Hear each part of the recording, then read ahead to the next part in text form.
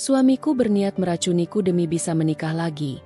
Ku buat dia menyesal dan ku balas lebih kejam.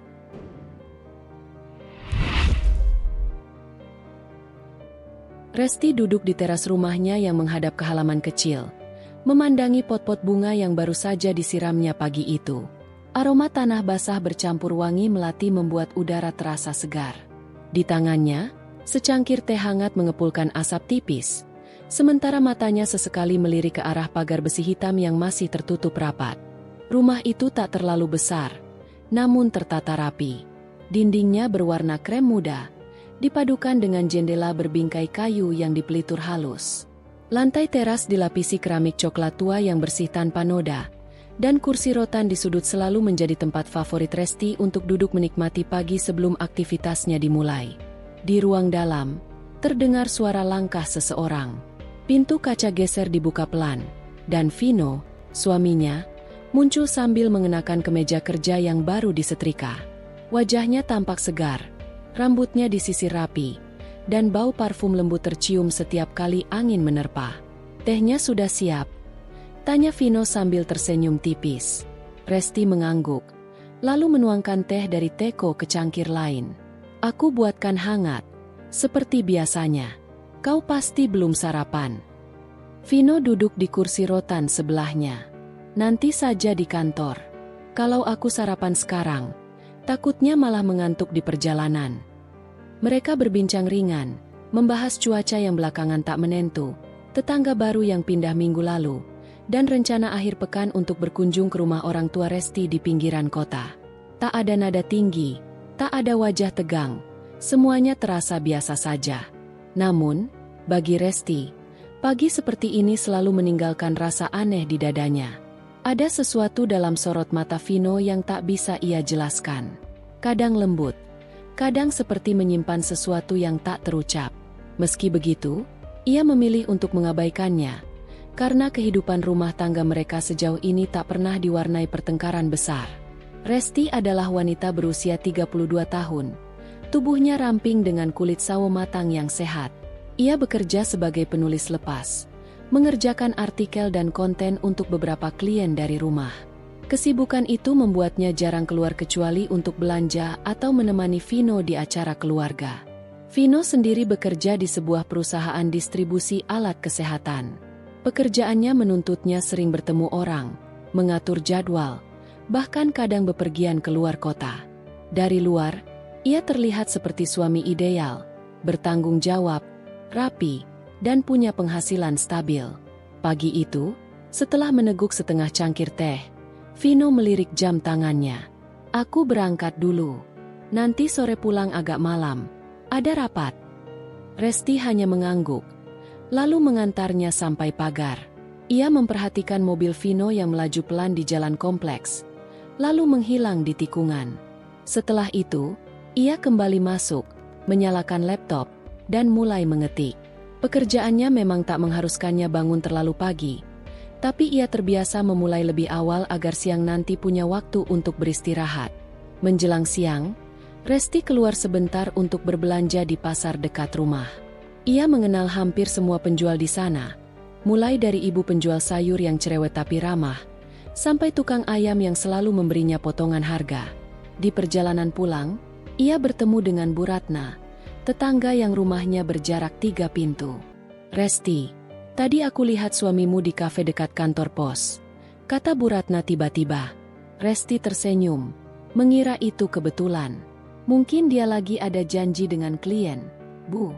Kan sering begitu." Bu Ratna mengangguk pelan, tapi matanya seperti ingin mengatakan sesuatu yang lebih. Resti memilih tidak bertanya, hanya berpamitan dan melanjutkan perjalanan. Sesampainya di rumah, Resti menaruh belanjaan di dapur dan kembali menatap laptopnya. Namun pikirannya sedikit terganggu. Ia mencoba mengusir rasa penasaran itu dengan menyalakan musik pelan dan fokus bekerja. Sore harinya, hujan turun deras. Resti menutup semua jendela, menyalakan lampu ruang tamu, lalu duduk sambil membaca buku. Vino belum pulang, seperti yang ia bilang pagi tadi. Waktu terus berjalan, hingga pukul 9 malam, suara mesin mobil terdengar di depan rumah. Vino masuk dengan wajah lelah, Jas kerjanya basah di bagian pundak. Maaf, rapatnya molor. Hujan juga bikin jalanan macet. Resti hanya tersenyum, menerima penjelasan itu tanpa banyak tanya. Ia tahu, terkadang pekerjaan memang seperti itu. Malam itu, mereka makan malam bersama. Obrolan ringan kembali mengisi ruang makan, tapi Resti masih menyimpan rasa aneh di hatinya. Bukan kecurigaan, hanya semacam bisikan halus bahwa ada sesuatu yang sedang bergerak di bawah permukaan kehidupan mereka yang tenang. Dan bisikan itu, entah mengapa, semakin kuat dari hari ke hari. Pagi itu Resti bangun lebih awal dari biasanya. Udara masih dingin, embun masih menempel di jendela, dan aroma tanah basah dari halaman belakang terasa menusuk hidung. Ia duduk di tepi ranjang, memandangi punggung Vino yang masih terlelap dengan posisi miring membelakangi dirinya. Biasanya, Vino selalu tidur menghadapnya. Bahkan tak jarang tangannya melingkar di pinggang Resti. Tapi belakangan, kebiasaan itu mulai menghilang. Resti mencoba menepis perasaan ganjil itu. Mungkin Vino lelah. Mungkin juga hanya kebetulan. Namun, rasa aneh itu tetap menempel seperti noda membandel di hati. Ia menghela napas pelan lalu beranjak ke dapur.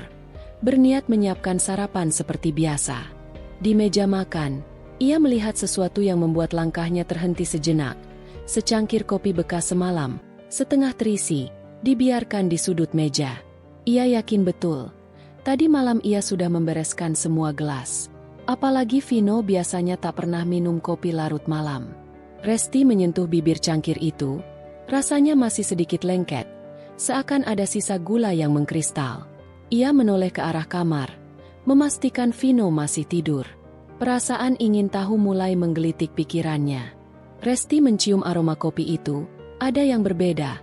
Pahitnya terasa lebih kuat, namun ada aroma samar yang tidak pernah ia kenali sebelumnya. Ia tak meneguknya, hanya menaruh kembali cangkir itu, memilih untuk diam sementara. Pagi itu Vino bangun agak tergesa. Ia bahkan tidak menyentuh sarapan yang sudah Resti siapkan. Hanya meminum segelas air putih lalu mengambil tas kerjanya. Ada rapat pagi-pagi, sayang, ucapnya sambil menghindari tatapan Resti. Gerak-geriknya cepat, seolah ia tak ingin memberi ruang untuk percakapan lebih panjang. Resti mengangguk saja, tapi matanya mengikuti setiap gerakan Vino.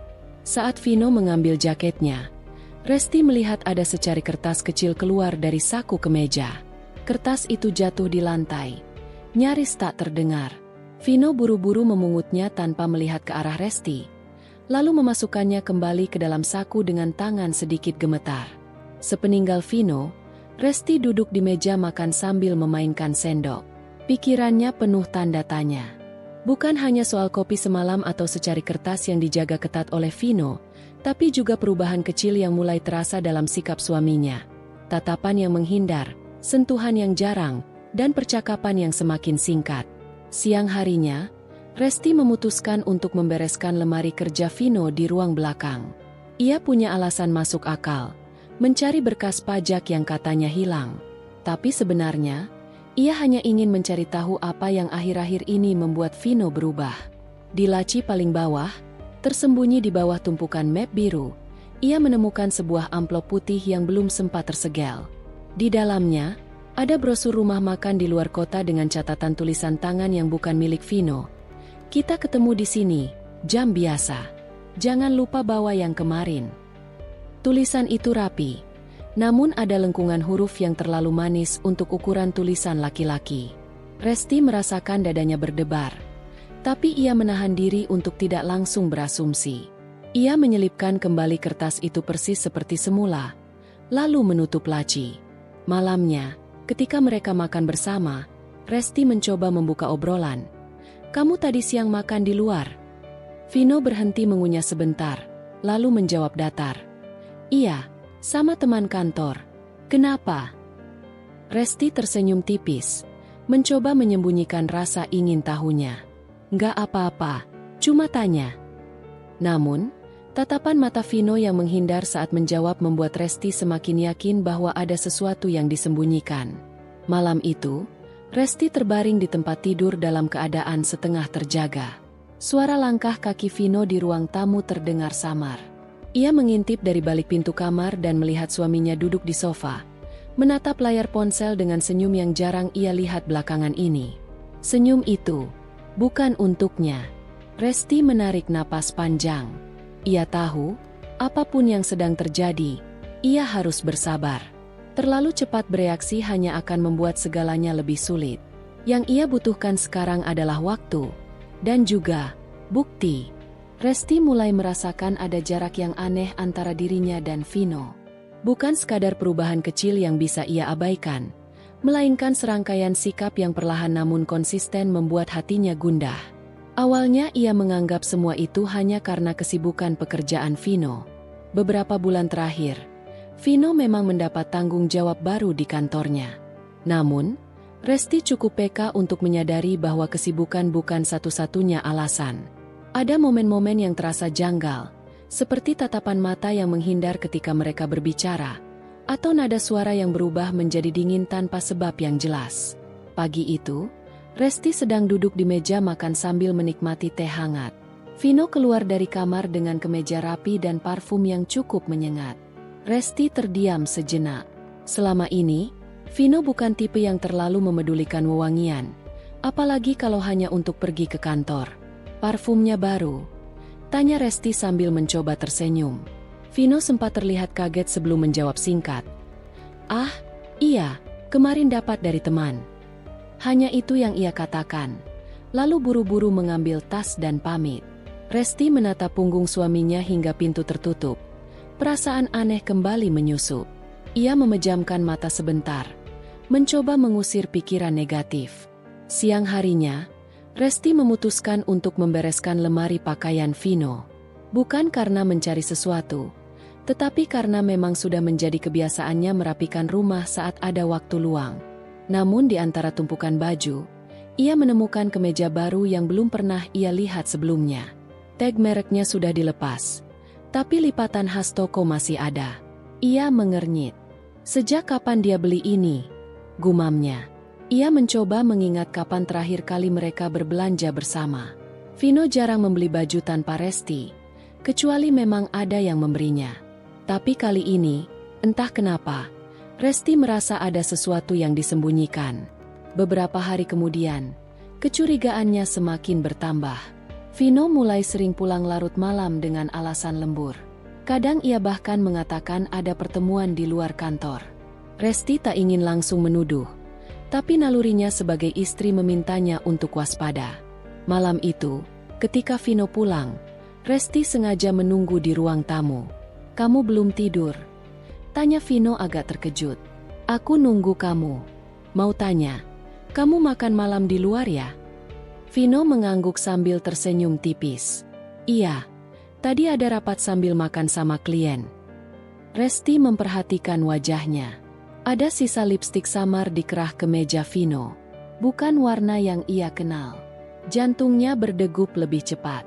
"Kalau rapat sama klien, biasanya mereka cowok semua, kan?" ucap Resti perlahan. Vino terdiam sebentar, lalu tertawa kecil. "Ya, nggak selalu. Kadang ada juga yang perempuan." "Sudahlah, kamu jangan mikir aneh-aneh." Malam itu Resti tak bisa tidur nyenyak. Ia memutar ulang percakapan mereka di kepalanya. Semakin ia pikirkan, semakin banyak kejanggalan yang muncul.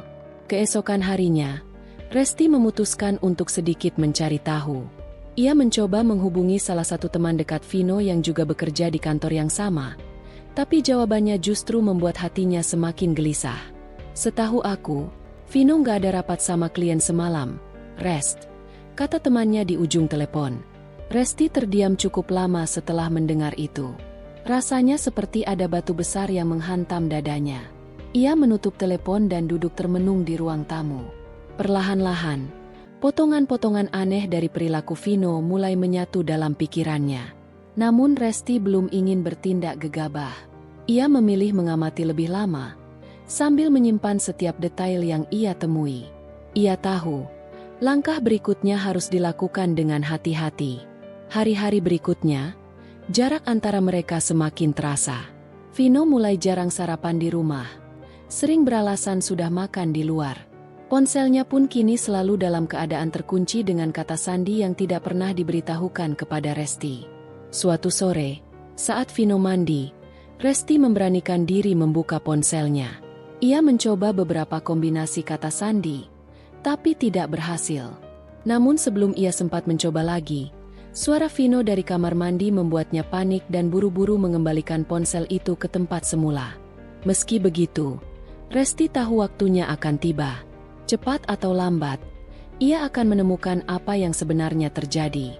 Dan ia sudah mulai mempersiapkan diri untuk kemungkinan terburuk. Namun, yang tidak ia ketahui adalah bahwa permainan yang sedang dimulai Vino jauh lebih berbahaya daripada sekadar perselingkuhan biasa.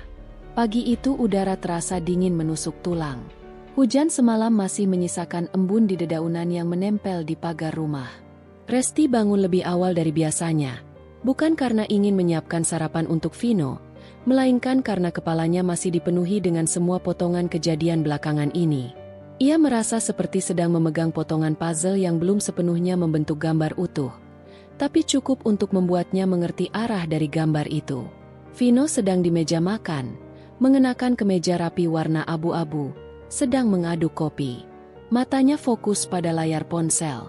Resti mengamati sekilas dari pintu dapur. Kebiasaan yang belakangan ini ia lakukan setiap pagi. Setiap gerak-gerik Vino kini tak lagi terasa natural di matanya. Setiap senyuman, setiap kata, bahkan cara Vino memegang sendok terasa seperti memiliki lapisan makna tersembunyi yang perlu dipecahkan. "Pagimu cepat sekali," ujar Vino tanpa mengangkat pandangan dari ponselnya. Resti tersenyum tipis, duduk di seberang. Tidak bisa tidur lagi. Ia memandangi secangkir teh yang dibuatnya sendiri, tanpa rasa ingin meminumnya. "Ada rapat hari ini?" tanyanya. "Ya, lumayan padat." Jawaban itu singkat, seolah Vino ingin mengakhiri percakapan. Namun Resti tahu, Vino sedang menyembunyikan sesuatu. Ia telah memeriksa rekening mereka diam-diam malam tadi. Ada transfer misterius ke sebuah rekening tak dikenal, nominalnya tidak sedikit. Ini sudah kedua kalinya dalam sebulan. "Kalau rapatnya di luar kota, kasih tahu aku ya. Biar aku siapkan semua keperluannya." Vino menatapnya singkat lalu tersenyum samar. "Iya." Resti tidak membalas lagi. Ia membiarkan percakapan itu mati. Namun di dalam pikirannya, percakapan singkat tadi hanya menambah bahan untuk rencana yang mulai ia susun. Ia sudah menghubungi seseorang yang bisa membantunya mengumpulkan bukti, teman lamanya, Liana, yang bekerja di sebuah perusahaan jasa investigasi. Siang itu, ketika Vino sudah berangkat kerja, Resti duduk di ruang keluarga dengan laptop di pangkuannya. Ia membuka email dari Liana. Ada beberapa foto yang membuat dadanya terasa sesak. Vino bersama seorang perempuan di sebuah kafe. Perempuan itu tidak lain adalah Vera. Foto-foto itu tidak hanya memperlihatkan mereka duduk berdampingan, tapi juga ada satu foto di mana Vino menyentuh punggung tangan Vera sambil menatapnya dengan tatapan yang jelas-jelas penuh kelembutan. Sebuah foto lain membuat Resti hampir meremas layar laptopnya. Vino membukakan pintu mobil untuk Vera dan menunduk sedikit, seperti gestur sopan yang jarang sekali ia lakukan untuk istrinya sendiri. Resti memejamkan mata, menarik napas panjang. Bagian dari dirinya ingin meledak marah saat itu juga, menghubungi Vino dan mengucapkan semua yang ada di pikirannya. Tapi bagian lain dari dirinya tahu, ia tidak boleh gegabah. Belum sekarang. Ia harus memastikan semua bukti lengkap. Tidak hanya soal perselingkuhan, tapi juga bukti tentang rencana busuk yang mulai ia curigai. Rencana Vino untuk menyingkirkannya. Resti tidak tahu bentuk pastinya, tapi rasa-rasanya motif itu kuat, terutama jika Vino memang benar ingin menikahi Vera. Sore harinya, Resti duduk di beranda sambil menunggu Liana datang. Mobil hitam berhenti di depan rumah, dan Liana turun dengan tas besar. Ia langsung memeluk Resti. "Kita bicara di dalam," ucapnya pelan. Di ruang tamu, Liana membuka tasnya dan mengeluarkan beberapa dokumen serta flash disk. "Resti, aku sudah cek beberapa hal. Rekening yang kamu kasih kemarin, itu bukan rekening pribadi Vino. Itu rekening atas nama orang lain, tapi sering digunakan untuk menerima uang dari rekening kalian." Siapa pemiliknya? Belum jelas, tapi aku curiga itu milik Vera. Aku akan coba selidiki lebih dalam. Resti menatap dokumen itu lama. Liana, aku juga ingin kamu cari tahu satu hal lagi. Apa? Apakah Vino pernah membeli sesuatu yang bisa membahayakan aku? Obat, racun, apapun. Liana terdiam beberapa detik. Kamu yakin mau tahu? Resti menatapnya balik. Tajam. Aku harus tahu. Malamnya, Resti berusaha bersikap normal saat Vino pulang. Ia menyiapkan makan malam favorit Vino, lengkap dengan sup hangat dan ikan bakar kesukaan suaminya. Vino terlihat senang, bahkan sempat memuji masakannya. Tapi setiap kali Vino tersenyum, Resti merasa ada tirai tipis yang menutupi mata itu, tirai yang menyembunyikan niat sebenarnya. Ketika mereka makan bersama, Resti diam-diam memperhatikan piringnya sendiri. Setiap kali Vino mengambilkan makanan untuknya, ia akan berpura-pura menambahkan sedikit lagi dari piring saji, memastikan makanan yang dimakannya bukan dari tangan langsung Vino. Kenapa makannya sedikit? Tanya Vino sambil menatapnya. Masih agak kenyang tadi siang, jawab Resti sambil tersenyum lembut. Dalam hati, ia menandai setiap momen kecil yang terasa janggal. Ia mulai mengingat aroma kopi yang pernah terasa sedikit aneh beberapa hari lalu, atau rasa sup yang agak pahit pada malam tertentu. Mungkin itu hanya kebetulan, tapi mungkin juga bukan. Beberapa hari kemudian, Liana kembali dengan kabar yang membuat Resti semakin yakin. Resti, aku temukan catatan pembelian Vino dari toko kimia. Tidak terlalu jelas barangnya apa, tapi mengarah pada bahan yang kalau digunakan dengan dosis tertentu, bisa mematikan tanpa meninggalkan jejak signifikan. Resti terdiam. Tangannya mengepal di pangkuan. Dan satu lagi, lanjut Liana, aku menemukan rekaman CCTV di sebuah apotek. Vino beli obat tertentu, katanya untuk meracik umpan tikus. Kata-kata itu terasa seperti hantaman di dada Resti. Sekarang, semua potongan puzzle mulai membentuk gambar yang jelas. Bukan lagi sekadar perselingkuhan. Bukan sekadar kebohongan. Ini adalah rencana pembunuhan.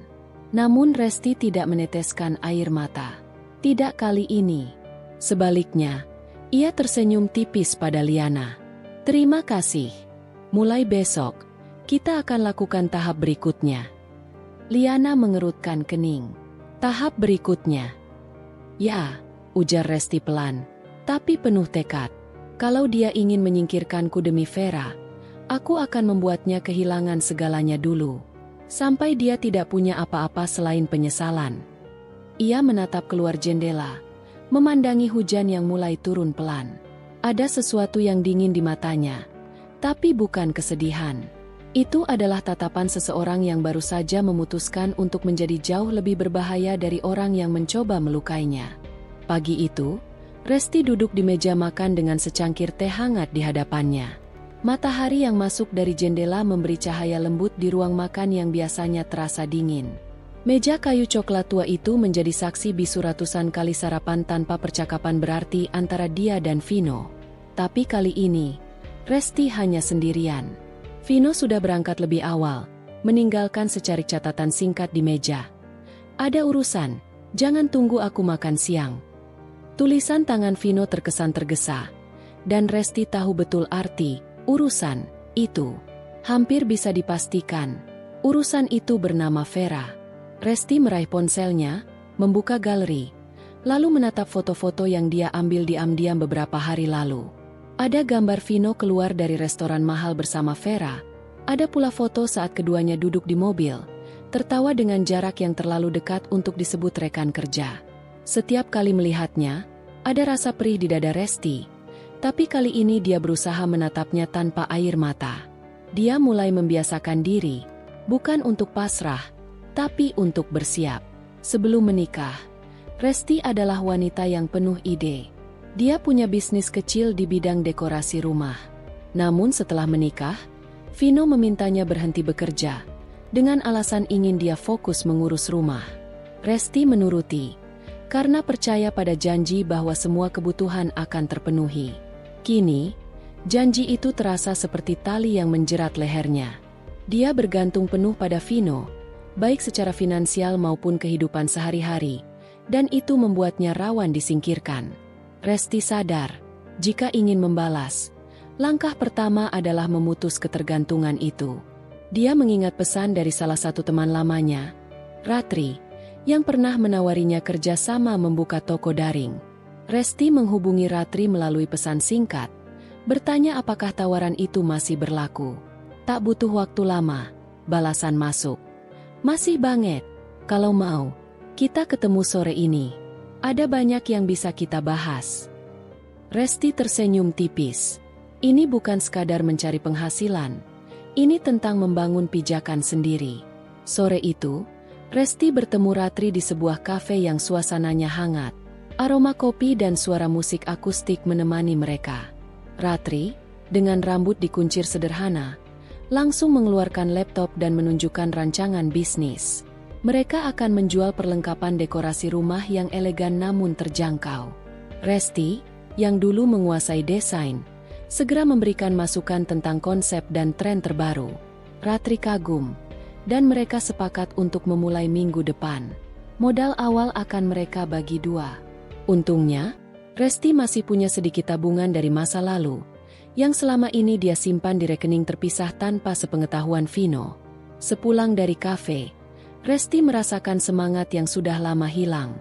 Dia pulang dengan langkah ringan, meski di kepalanya, rencana besar lain sudah terbentuk. Membalas Vino tidak bisa dilakukan dengan emosi semata. Dia harus memukul dari titik yang tepat. Keuangan. Vino sangat menjaga citra suksesnya di hadapan kolega dan keluarga. Jika citra itu runtuh, hidupnya akan terguncang. Dan Resti tahu, untuk menjatuhkan seseorang seperti Vino, cukup membuat pondasi finansialnya hancur. Malamnya, saat Vino pulang, Resti pura-pura sibuk di dapur. Vino terlihat lelah, tapi Resti bisa mencium aroma parfum wanita dari bajunya. Dia tidak bertanya, tidak juga menegur. Justru dia menyiapkan makan malam dengan wajah tenang, yang justru membuat Vino sedikit canggung. Sepanjang makan, Resti hanya mendengar gumaman singkat dari Vino, sementara pikirannya melayang ke strategi yang akan dia jalankan. Hari-hari berikutnya, Resti mulai menyelidiki bisnis dan investasi Vino. Dia tahu sebagian besar asetnya disimpan atas nama pribadi, tapi ada juga yang terhubung ke rekening perusahaan kecil milik Vino. Melalui beberapa kontak lama, Resti mengetahui bahwa bisnis itu sebenarnya sedang tidak stabil. Vino menutupinya rapat-rapat, bahkan dari keluarga. Resti menyadari ini adalah celah besar. Jika dia bisa menambah tekanan di sektor itu, Vino akan mulai goyah. Resti tidak terburu-buru. Dia mulai dari langkah kecil, mencatat setiap kebiasaan belanja Vino, siapa saja yang dia temui, dan jam-jam dia pergi. Semua informasi itu akan berguna. Dia juga diam-diam membeli saham minoritas di sebuah perusahaan pemasok yang menjadi rekanan bisnis Vino, melalui nama Ratri agar jejaknya tidak terlihat. Dengan begitu, dia punya posisi untuk memengaruhi hubungan bisnis itu nanti. Di sisi lain, Resti mulai membangun citra baru di media sosial. Dia memposting ide-ide dekorasi rumah, berbagi tips, dan menampilkan sisi dirinya yang kreatif dan mandiri. Banyak yang mengira ini hanya hobi, termasuk Vino. Tapi Resti tahu, perlahan dia sedang membangun jaringan pelanggan yang suatu hari akan menjadi sumber pendapatan utamanya. Setiap like dan komentar adalah batu kecil yang memperkuat pondasi kebebasannya. Sementara itu, hubungan Vino dan Vera semakin terang-terangan. Resti sengaja tidak memprotes, karena dia ingin Vino merasa aman, lengah, dan semakin tenggelam dalam urusannya sendiri. Orang yang merasa aman biasanya tidak sadar bahwa tanah di bawah kakinya sedang digali. Resti juga mengumpulkan bukti lebih banyak, bukan hanya foto, tapi juga catatan transaksi yang mengarah pada pengeluaran Vino untuk Vera. Bukti-bukti ini dia simpan rapi di folder rahasia yang akan menjadi senjatanya di waktu yang tepat. Satu sore, Resti pura-pura menelepon Ratri di ruang tamu, membicarakan rencana pembelian properti kecil, dengan suara cukup keras agar terdengar ke kamar Vino. Dia tahu, rasa penasaran Vino akan membuatnya mencari tahu. Benar saja. Malam itu Vino bertanya sambil pura-pura santai. Kamu ada bisnis lagi sama temanmu? Resti hanya tersenyum samar. Ah, cuma ngobrol ringan. Nggak usah dipikirin. Jawaban itu justru membuat Vino semakin ingin tahu. Dan Resti bisa melihat sedikit kekhawatiran di matanya. Itu tanda bahwa strateginya mulai mengusik. Semakin hari, Resti semakin percaya diri. Dia tidak lagi merasa seperti korban yang hanya menunggu dihukum. Setiap langkah yang dia ambil, sekecil apapun, memberi rasa kontrol yang memuaskan. Dia tahu, jalan ini panjang, dan Vino belum sadar bahwa permainan sebenarnya baru saja dimulai. Resti duduk di teras rumah dengan secangkir teh yang sudah mulai kehilangan panasnya. Hujan semalaman membuat udara pagi itu terasa lebih dingin dari biasanya. Tapi pikirannya jauh lebih dingin daripada cuaca. Ia memandang ke arah jalan yang masih basah, sementara tatapannya kosong. Setiap tarikan napasnya terasa berat, bukan karena lelah fisik, melainkan karena beban batin yang semakin lama semakin menekan. Sejak kejadian beberapa minggu lalu, ketika ia mulai curiga dengan perilaku Vino, Resti seperti hidup dalam dua dunia. Di depan orang lain, ia tetap berusaha tersenyum, tetap menjalankan perannya sebagai istri yang baik, tapi di dalam hatinya ia selalu waspada. Setiap gerak-gerik Vino ia perhatikan dengan cermat.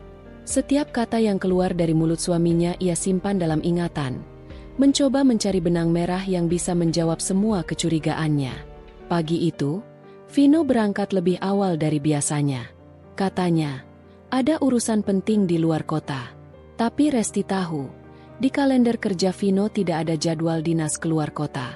Lebih dari itu, Vino bahkan terlihat terlalu rapi untuk sekadar urusan pekerjaan biasa. Kemeja putih yang disetrika tanpa satupun lipatan kusut, parfum mahal yang biasanya hanya dipakai di acara penting, dan sepatu baru yang masih mengkilap. Semuanya membuat Resti yakin, ada hal lain yang sedang terjadi. Begitu Vino pergi, Resti tak membuang waktu. Ia masuk ke kamar, membuka lemari pakaian suaminya, dan mulai memeriksa kantong-kantong jas serta celana.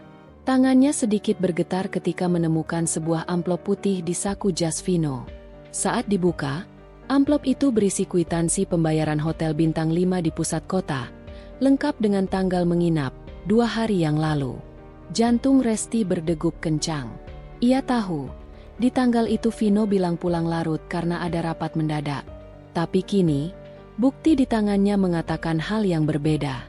Lebih mencurigakan lagi, di kolom tamu hotel, hanya tertulis satu nama, Vino Prasetya, tanpa keterangan tambahan. Resti menatap kwitansi itu lama, seolah berharap kertas tersebut bisa memberi penjelasan sendiri. Tapi tentu saja, kertas itu hanya diam. Resti duduk di tepi ranjang, pikirannya berpacu. Ada bagian dirinya yang ingin langsung menelepon Vino dan menuntut penjelasan. Tapi ada pula bagian lain yang menahannya. Ia tahu, jika ia gegabah, Vino bisa saja memutarbalikkan fakta dan membuatnya terlihat seperti istri yang paranoid. Tidak, Resti tak boleh terburu-buru. Ia harus mengumpulkan lebih banyak bukti. Ia meraih ponselnya, lalu menghubungi seseorang yang sudah lama ia percayai untuk urusan sensitif. Rama, teman masa kecil yang kini bekerja sebagai wartawan investigasi. Ram, aku butuh bantuanmu. Ini soal suamiku, katanya pelan tapi tegas. Rama terdiam sejenak di ujung telepon. Oke, Rest, kirimkan detailnya. Aku akan mulai cari tahu.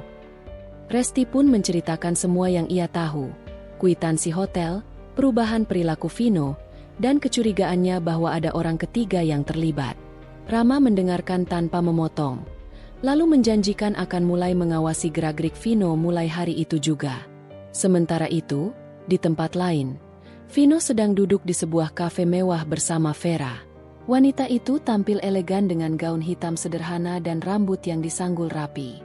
Mereka berbicara dengan nada rendah, seolah tak ingin percakapan mereka terdengar orang lain. Aku nggak mau terus sembunyi-sembunyi begini, Vin, kata Vera sambil menatap Vino lekat-lekat. Aku tahu, sayang, semua ini cuma masalah waktu. Setelah urusan ini selesai, kita bisa hidup bebas tanpa gangguan, jawab Vino sambil menggenggam tangan Vera. Resti tidak tahu persis isi pembicaraan mereka, tapi berkat Rama, setiap langkah Vino hari itu mulai terekam. Rama mengirimkan foto-foto dari kejauhan. Vino dan Vera duduk berdekatan, berbicara intens, lalu masuk ke toko perhiasan bersama. Melihat foto-foto itu, Resti merasa campuran antara marah, muak, dan sakit hati. Namun, bukannya meledak, Resti justru semakin tenang. Ia mulai menyusun rencana. Bagi Resti, pengkhianatan Vino bukan hanya soal hati yang disakiti, tapi soal kepercayaan yang diinjak-injak. Dan pengkhianatan seperti itu, dalam pikirannya, pantas dibalas dengan sesuatu yang lebih dari sekadar kemarahan.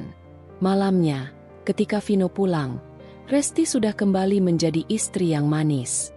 Ia menyambut suaminya dengan senyum hangat, menyiapkan makan malam favoritnya, dan bertanya tentang perjalanan dinas dengan nada polos. Vino menjawab dengan lancar, bahkan sambil bercanda. Resti hanya mengangguk, menahan diri agar tak terlihat mencurigakan. Di balik ketenangannya, Resti mulai mengatur langkah. Ia tahu, untuk membalas Vino, ia harus menyentuh hal yang paling berarti bagi suaminya: uang, status, dan reputasi. Resti bukan tipe wanita yang akan membuat skandal di depan umum, tapi ia tahu cara meruntuhkan hidup seseorang dari dalam. Keesokan harinya, Resti mulai memeriksa dokumen-dokumen keuangan keluarga. Ia menemukan bahwa sebagian besar aset mereka masih atas nama bersama, tapi ada juga beberapa investasi yang sepenuhnya atas nama Vino. Resti tersenyum tipis. Itu berarti ada celah untuk dimainkan. Di hari-hari berikutnya, Resti semakin mahir memainkan peran ganda. Di depan Vino, ia adalah istri yang penuh perhatian. Di belakangnya, ia adalah perempuan yang menyusun strategi pembalasan dengan detail. Rama terus mengirimkan laporan dan foto-foto terbaru. Setiap kali melihat bukti baru perselingkuhan Vino, Resti merasa tekadnya semakin bulat. Namun, Resti juga sadar, langkahnya harus hati-hati. Jika ia bergerak terlalu cepat, Vino bisa mencium gelagat dan membalikan keadaan. Karena itu, ia memutuskan untuk menunggu waktu yang tepat, saat semua bukti terkumpul dan semua rencana siap dieksekusi. Dan di suatu sore, Resti mendapat kabar dari Rama yang membuatnya terkejut sekaligus semakin yakin bahwa rencananya harus segera dijalankan. Rama menemukan bahwa selain berselingkuh, Vino juga sedang merencanakan sesuatu yang jauh lebih kejam, sesuatu yang bisa membahayakan nyawanya. Malam itu udara di rumah Resti terasa berbeda. Langit mendung, angin berhembus pelan, membuat tirai ruang tamu bergerak lembut setiap kali jendela terbuka sedikit. Lampu-lampu di ruang makan menyala redup, menyisakan bayangan panjang di lantai marmer yang dingin. Resti duduk di ruang kerja kecilnya, jari-jarinya bergerak cepat di atas laptop, tetapi pikirannya sama sekali tidak fokus pada dokumen yang sedang ia baca. Semua perhatiannya tertuju pada suara langkah kaki Vino yang mondar-mandir di lantai atas sejak setengah jam lalu. Vino jarang seperti itu. Biasanya setelah makan malam dia langsung masuk ke kamar atau duduk menonton televisi. Tapi malam ini langkahnya terdengar gelisah. Kadang berhenti lama, lalu berjalan lagi, seperti seseorang yang sedang menimbang sesuatu yang besar. Resti memiringkan kepala, berusaha menangkap suara lain selain langkah kaki itu. Namun yang terdengar hanya detak jam dinding yang terasa lebih keras dari biasanya. Sejak percakapan mereka yang terakhir, hubungan Resti dan Vino seperti dua orang asing yang tinggal di rumah yang sama. Vino jarang memulai obrolan, dan jika berbicara pun nadanya singkat, kering, seolah-olah ia sedang berbicara dengan rekan kerja yang tidak ia sukai. Resti tidak memprotes. Ia hanya mengamati, mengumpulkan potongan-potongan kecil dari kebiasaan suaminya yang akhir-akhir ini mulai berubah. Tiba-tiba suara pintu kamar di lantai atas tertutup. Tak lama kemudian, langkah Vino terdengar menuruni tangga. Resti spontan mematikan layar laptopnya, membiarkan cahaya dari lampu meja menjadi satu-satunya penerang di ruangan. Ia mendengar suara Vino menyusuri lorong, lalu muncul di ambang pintu ruang kerja. "Kamu belum tidur?" tanya Vino. Suaranya datar. Matanya mengarah sebentar ke layar laptop yang gelap, lalu kembali menatap Resti. "Aku masih ada laporan yang harus aku baca," jawab Resti sambil tersenyum tipis. berusaha terdengar biasa saja. Vino mengangguk singkat, lalu masuk ke dalam ruangan. "Aku mau ambil sesuatu di lemari belakang," ucapnya sambil berjalan melewati Resti menuju lemari arsip di sudut ruangan. Resti menoleh sekilas, matanya memperhatikan setiap gerakan Vino. Suaminya membuka laci bawah, menggeser beberapa map, lalu mengambil sebuah kotak kecil berwarna hitam. Kotak itu begitu familiar. Kotak yang biasanya hanya digunakan Vino untuk menyimpan barang-barang pribadinya yang ia anggap penting. "Ada apa dengan kotak itu?" tanya Resti mencoba terdengar santai. "Bukan urusanmu," jawab Vino cepat, hampir seperti refleks. Lalu menutup kembali laci dan meninggalkan ruangan tanpa menoleh. Resti membiarkan dirinya terdiam selama beberapa detik, mendengarkan suara langkah Vino yang semakin menjauh. Hatinya berdegup lebih cepat. Kotak itu, ia tahu persis kalau isinya selalu berubah tergantung apa yang sedang Vino sembunyikan. Dan setiap kali kotak itu keluar dari lemari, selalu ada sesuatu yang besar akan terjadi. Malam itu, Resti tidak langsung tidur.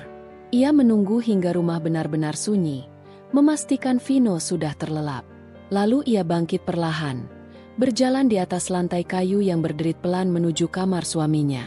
Pintu kamar sedikit terbuka, cukup untuk melihat Vino tertidur pulas di sisi ranjang. Resti menahan napas, lalu kembali ke ruang kerja. Kotak hitam itu tentu sudah tidak ada di lemari, tapi ia tahu Vino menyimpan beberapa barang di laci kecil di meja pribadinya. Ia memeriksa setiap laci, hingga pada laci kedua dari atas, ia menemukan sebuah amplop putih tebal.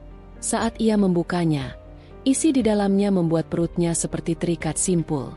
Ada beberapa foto dirinya, diambil diam-diam dari jarak jauh. Sebagian besar foto itu menampilkan Resti di teras rumah, di taman belakang, bahkan saat ia sedang berbelanja di pasar. Di balik setiap foto ada tanggal dan jam yang tertulis rapi dengan pulpen hitam. Tangannya bergetar saat menemukan satu foto yang berbeda dari lainnya. Foto itu menampilkan dirinya duduk di meja makan, memegang secangkir teh. Namun yang membuat darahnya dingin adalah lingkaran merah yang digambar di sekitar cangkir tersebut, dengan catatan kecil di sampingnya. "Target, minggu depan." Resti merasakan udara di sekitarnya tiba-tiba terasa menipis. Ia menutup amplop itu, menyimpannya di balik sweaternya, lalu kembali ke kamarnya seolah tidak ada yang terjadi. Malam itu ia nyaris tidak bisa memejamkan mata. Pikirannya penuh dengan kemungkinan terburuk. Keesokan paginya, Resti bangun lebih awal dari biasanya. Ia menyiapkan sarapan seperti biasa, meski hatinya penuh kegelisahan. Vino datang ke meja makan dengan wajah yang tampak normal, bahkan lebih ramah dari biasanya. "Pagi," sapanya sambil duduk dan mengambil sendok. Resti membalasnya dengan senyum samar. Ia memperhatikan gerak-gerik Vino saat menuangkan teh dari teko yang ada di atas meja. Suaminya minum tanpa ragu, sementara Resti hanya membiarkan cangkirnya tetap penuh. Seharian itu, Resti tidak berhenti memikirkan catatan yang ada di foto tersebut. Ia tahu, jika Vino memang benar berniat meracuninya, maka ia tidak bisa hanya duduk diam. Tapi ia juga sadar, menghadapi Vino secara langsung hanya akan membuatnya dalam bahaya lebih cepat. Ia butuh rencana. Rencana yang bukan hanya membuatnya selamat, tetapi juga menghancurkan semua yang telah Vino siapkan. Menjelang malam, saat Vino keluar untuk meeting yang katanya mendadak, Resti mulai menyelidiki ponsel cadangan yang pernah ia sembunyikan di laci kamarnya. Ia mencoba menghubungkan nomor ponsel Vino melalui aplikasi penyadap sederhana yang ia pasang diam-diam beberapa minggu lalu. Hanya butuh beberapa menit sebelum ia mendapatkan lokasi Vino, bukan di kantor, melainkan di sebuah kafe kecil di pinggir kota. Resti menatap titik merah di peta aplikasi itu cukup lama, lalu mengambil kunci mobil. Ada dorongan kuat di dalam dirinya untuk melihat langsung siapa yang Vino temui. Dan malam itu, dorongan itu menang. Ia memarkir mobilnya cukup jauh dari kafe, berjalan kaki menyusuri trotoar, dan berhenti di seberang jalan. Melalui jendela besar kafe, ia bisa melihat Vino duduk di meja sudut. Di depannya duduk seorang wanita berambut panjang yang tidak asing, Vera. Mereka tertawa pelan. Wajahnya begitu dekat satu sama lain. Tapi yang membuat Resti benar-benar membeku adalah saat Vino mengeluarkan kotak hitam itu dari tasnya, membukanya, dan memperlihatkan isinya pada Vera. Resti tidak bisa mendengar percakapan mereka, tapi ia bisa membaca dari gerak bibir Vino, kata-kata itu jelas. Semuanya akan selesai minggu depan. Resti terbangun lebih awal dari biasanya. Tidurnya tadi malam tak nyenyak karena pikiran yang terus berputar di kepalanya. Ia mulai melihat tanda-tanda yang semakin jelas bahwa Vino, suaminya, bukan lagi sosok yang dulu pernah ia cintai dengan tulus. Perubahan itu begitu kentara, dari cara bicara, sikap, bahkan dari tatapan matanya yang kini terasa dingin dan penuh perhitungan. Langit masih kelabu ketika Resti melangkah ke dapur. Ia menyalakan kompor, memanaskan air untuk teh, lalu memandangi uap yang mulai membubung dari panci kecil itu. Di tengah kesunyian, suara detak jam dinding terdengar begitu jelas, seolah setiap detiknya adalah pengingat bahwa waktunya semakin sedikit untuk mengambil langkah. Vino muncul beberapa menit kemudian. Ia mengenakan kemeja biru rapi, wangi parfum yang tidak biasa tercium. Resti memperhatikan itu. Tidak seperti biasanya Vino memakai parfum pagi-pagi jika hanya akan pergi ke kantor. "Pagi," ucap Vino singkat, tanpa menatap istrinya. "Pagi," jawab Resti sambil menuangkan teh ke cangkir. Ia sengaja menahan diri untuk tidak bertanya kemana Vino akan pergi, karena tahu jawabannya pasti hanya separuh kebenaran. Mereka duduk di meja makan, namun suasana hening. Hanya suara sendok yang beradu dengan piring terdengar. Resti memerhatikan gerak-gerik Vino, mencoba membaca ekspresi di wajahnya. Setiap kali Vino mengangkat gelas, Resti melihat ada tatapan yang sedikit gugup, seolah ia sedang menyembunyikan sesuatu yang penting. "Aku ada rapat di luar kantor," kata Vino tiba-tiba, seakan membaca pikiran Resti. "Mungkin pulang agak malam." Resti hanya mengangguk, namun di dalam hatinya ia sudah tahu, rapat itu hanyalah alasan. Ada nama Vera yang terus terngiang di kepalanya. Nama perempuan yang kini menjadi duri dalam rumah tangganya. Setelah Vino pergi, Resti duduk lama di kursi makan. Ia menatap kosong ke arah pintu yang baru saja tertutup, lalu menghela napas panjang. Sudah berhari-hari ia mengumpulkan potongan-potongan bukti kecil yang mengarah pada perselingkuhan suaminya. Tapi yang membuatnya terkejut adalah gosip yang ia dengar kemarin dari tetangga, bahwa Vino ingin menyingkirkannya. Resti menolak percaya pada awalnya, namun naluri seorang istri membuatnya tak bisa mengabaikan kabar itu. Ia tahu harus berhati-hati. Satu langkah salah, dan mungkin nyawanya akan melayang. Hari itu Resti memutuskan untuk memulai rencana balasannya. Ia tidak akan menunggu Vino melancarkan aksinya lebih dulu.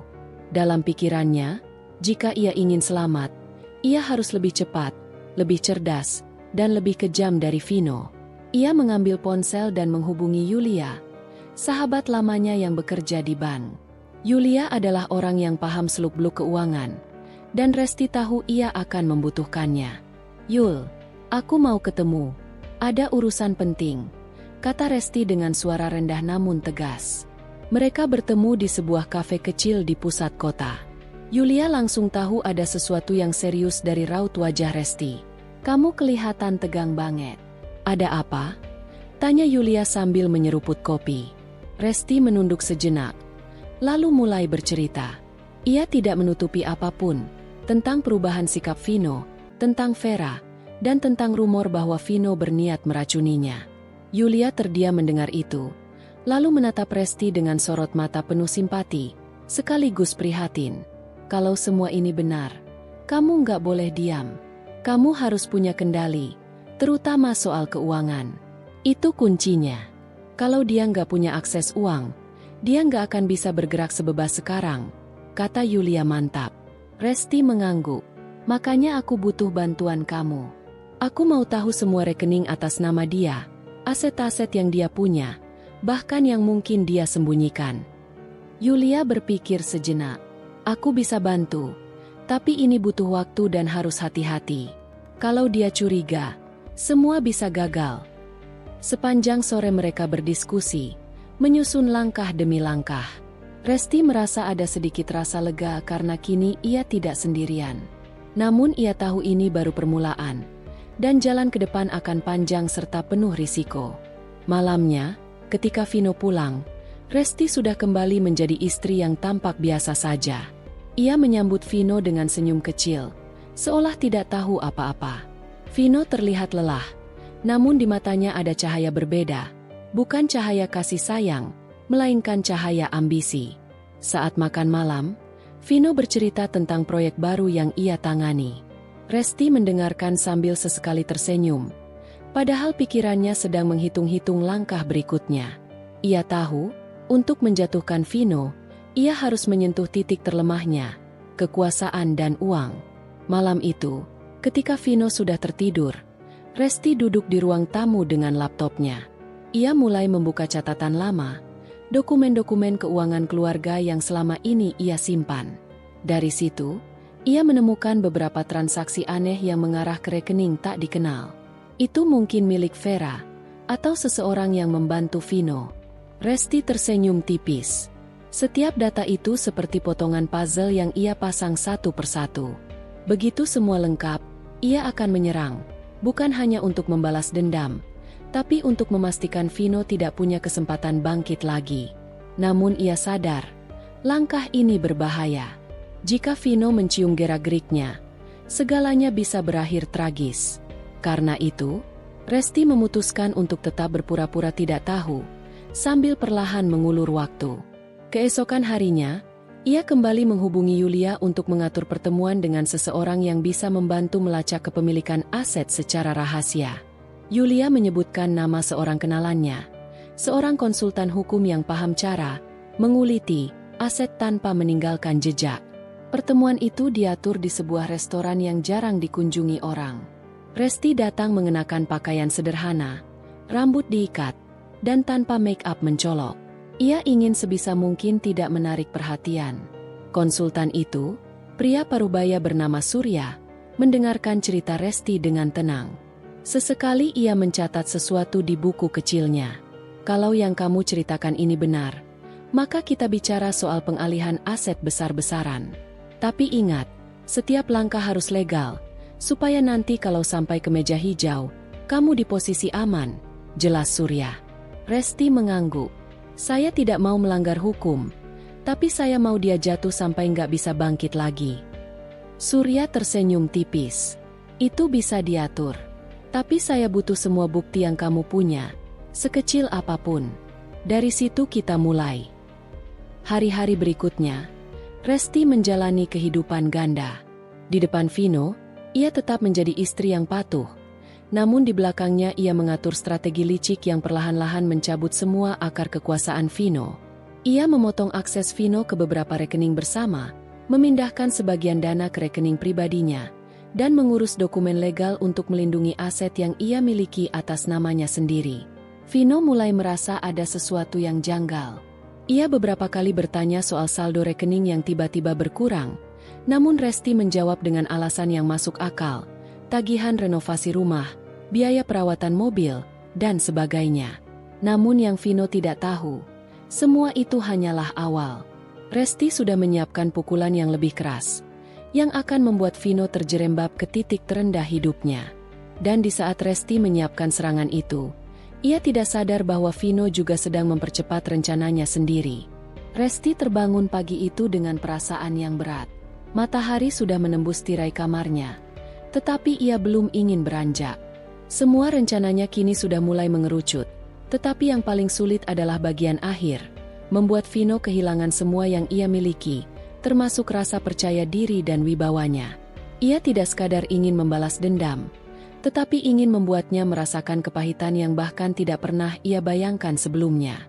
Di meja samping tempat tidurnya, ada map tebal berisi semua dokumen yang ia kumpulkan selama ini.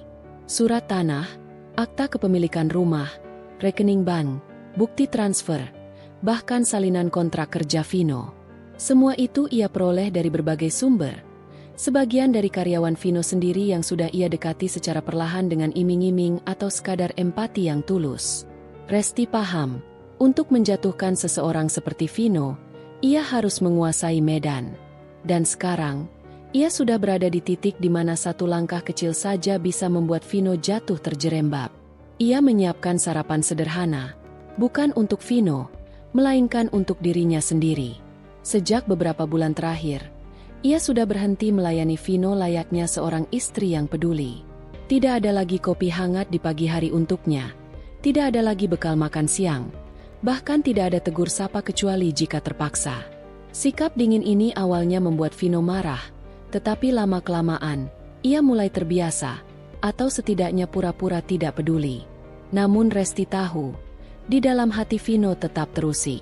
Hari itu, Resti berencana menemui seseorang yang sangat penting dalam langkah berikutnya. Andra, pengacara yang terkenal ahli dalam kasus pembagian harta Gonogini, tetapi juga licik dalam memainkan hukum untuk keuntungan kliennya. Mereka bertemu di sebuah kafe yang cukup sepi di pusat kota. Andra, pria berumur 40-an dengan jas abu-abu rapi dan tatapan tajam, sudah menunggunya di pojok ruangan. "Kamu tepat waktu," sapa Andra sambil sedikit mencondongkan badan. Resti duduk dan langsung membuka map berisi dokumen yang ia bawa. "Aku mau pastikan semuanya berjalan sesuai rencana. Aku ingin Vino kehilangan segalanya, bukan setengah, bukan sebagian, tapi semuanya." Andra mengangguk pelan sambil memeriksa isi map tersebut. "Kalau aku lihat dari dokumen ini, posisinya sudah lemah. Banyak aset atas nama dia yang sebetulnya bisa kita tarik jadi milikmu. Apalagi, kalau kita bisa buktikan ada perselingkuhan." Resti tersenyum tipis. "Buktinya sudah aku punya. Foto-foto, rekaman percakapan, bahkan bukti transfer ke Vera. Aku pastikan itu semua legal dan bisa dipakai di pengadilan." "Kalau begitu," Andra menutup map dan menatap Resti serius. "Kita bisa mulai langkah awal minggu depan. Tapi aku perlu tanda tanganmu di beberapa surat kuasa." Mereka menghabiskan waktu hampir 2 jam membicarakan detail rencana itu.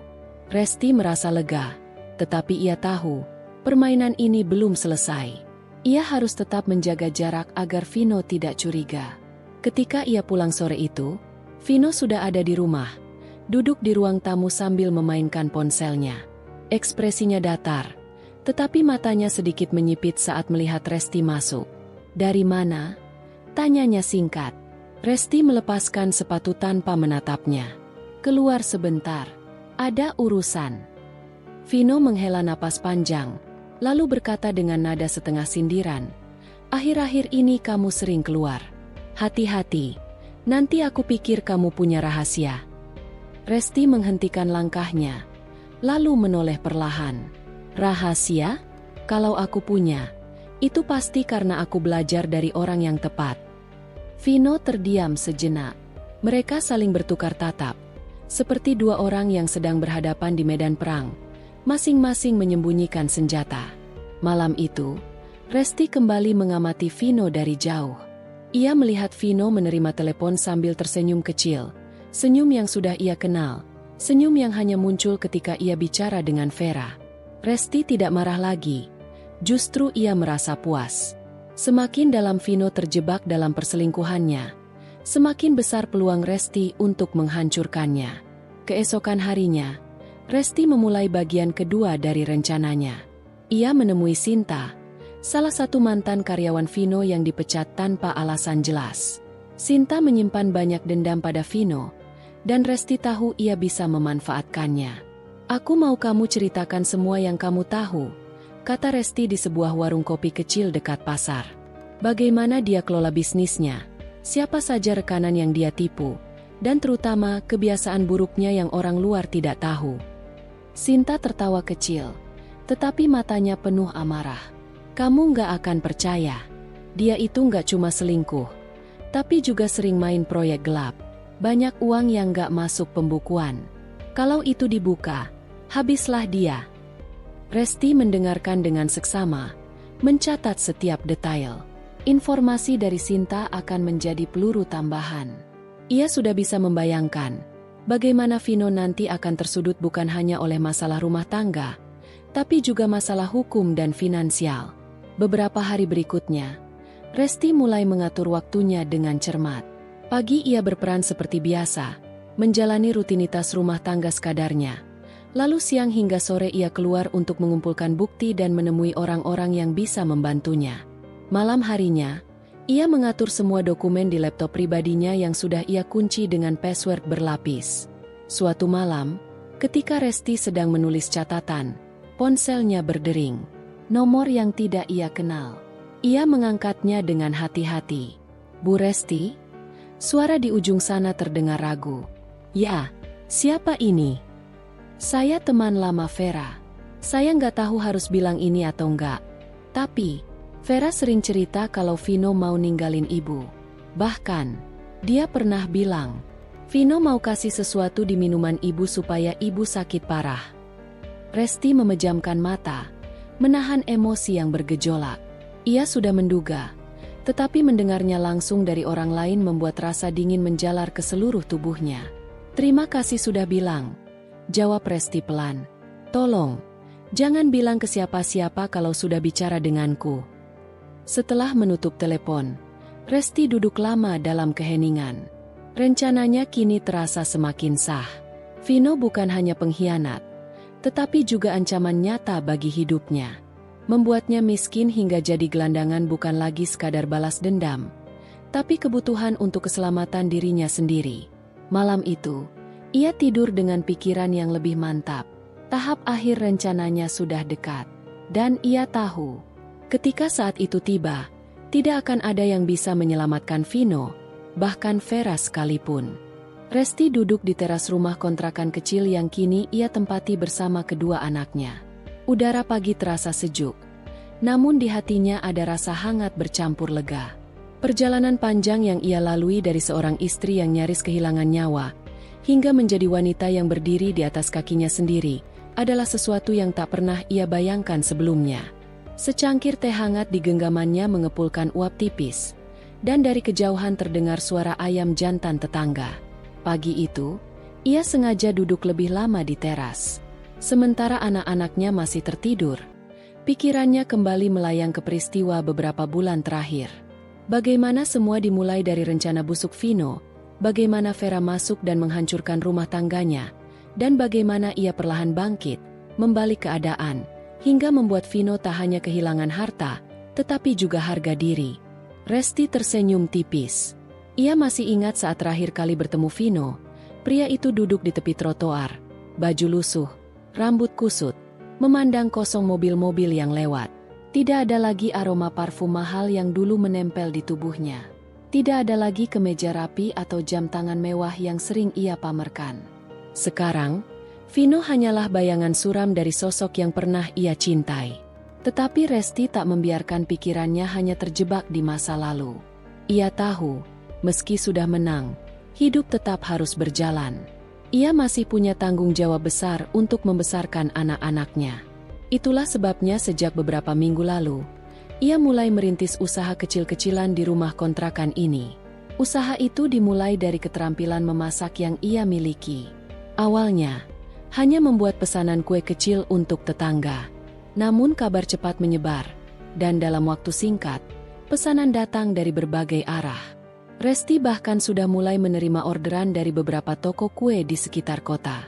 Modalnya tidak banyak, tapi keuletan dan ketekunan membuat usahanya berkembang.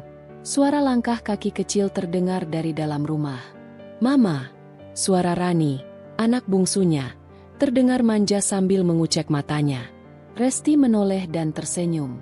"Bangun pagi, sayang? Sini duduk sama Mama."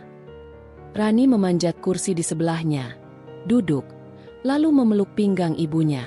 Resti membelai rambut putrinya dengan lembut. Momen seperti inilah yang membuat semua perjuangan terasa berharga. Tidak lama kemudian, Raka, anak sulungnya, keluar sambil membawa tas sekolah. "Ma, nanti pulang sekolah aku langsung latihan futsal ya. Jadi jemputnya agak sore." "Baik, Nak. Hati-hati di jalan." Pagi itu berjalan seperti biasa. Resti mengantar Raka dan Rani ke sekolah sebelum kembali untuk mengurus pesanan kue. Namun, siang harinya, ada sesuatu yang tak biasa. Seorang tetangga bernama Bu Yati datang terburu-buru. "Resti, kamu dengar kabar soal Vino?" tanya Bu Yati sambil sedikit terengah. Resti berhenti mengaduk adonan. "Kabar apa?" "Dia, katanya semalam dibawa ke rumah sakit. Ada yang bilang dia pingsan di jalan. Kasihan, sekarang keadaannya makin parah. Resti terdiam beberapa detik. Ada rasa aneh di hatinya, bukan iba, tapi lebih seperti perasaan yang sulit dijelaskan. Ia tidak pernah berdoa agar Vino celaka, tetapi ia juga tidak bisa pura-pura peduli setelah semua yang dilakukan pria itu padanya. Kalau begitu semoga dia cepat sadar, jawab Resti singkat. Lalu kembali ke adonan kuenya. Bu Yati mengangguk pelan. Ya, tapi katanya Vera sudah pergi. Tinggalin dia begitu saja. Resti menghela napas. Tak terkejut. Ia sudah menduga. Vera hanya ada selama Vino punya sesuatu untuk diberikan. Begitu semua habis, Vera menghilang seperti asap. Menjelang sore, Resti duduk kembali di teras. Ia memandang jalanan sepi, lalu menarik napas panjang. Di kepalanya, satu hal jelas, ia tidak akan lagi membiarkan siapapun mengambil kendali hidupnya. Sore itu, ia menulis sesuatu di buku catatannya. Rencana ke depan, target usahanya, dan cita-cita untuk anak-anaknya. Baginya, kemenangan terbesar bukanlah saat melihat Vino jatuh, tapi saat ia berhasil bangkit dan membangun hidup baru tanpa bayang-bayang masa lalu. Namun, ia belum tahu, babak baru kehidupannya akan dimulai tak lama lagi, bukan dengan dendam, melainkan dengan ujian yang akan menguji kekuatan hatinya sekali lagi. Matahari sore memantul lembut di atas genteng rumah kontrakan Resti. Udara hangat berbaur dengan aroma kue yang baru saja matang di dapur. Resti berdiri di depan meja, menatap tumpukan kue siap kirim ke pelanggan. Senyum tipis menghiasi wajahnya. Semua perjuangan, semua rencana, dan semua langkah berhati-hati yang ia lakukan akhirnya membawa hasil. Hidupnya kini tenang, aman, dan bebas dari bayang-bayang Vino. Vino, pria yang dulu mengkhianati dan merencanakan racun untuknya, sekarang menjadi sosok yang tak berdaya. Semua harta dan asetnya yang dulu mewah kini sirna, habis di tangan Resti melalui jalur legal, strategi cerdas, dan bukti yang kuat. Ia jatuh bukan karena kekerasan, bukan karena kebencian, tetapi karena keadilan dan kecerdikan Resti. Beberapa minggu terakhir, Resti mendapat kabar terakhir dari beberapa kenalan yang dulu bekerja untuk Vino. Mereka melihat Vino berkelana tanpa tujuan, tidur di bangku taman, meminta makanan di warung-warung kecil.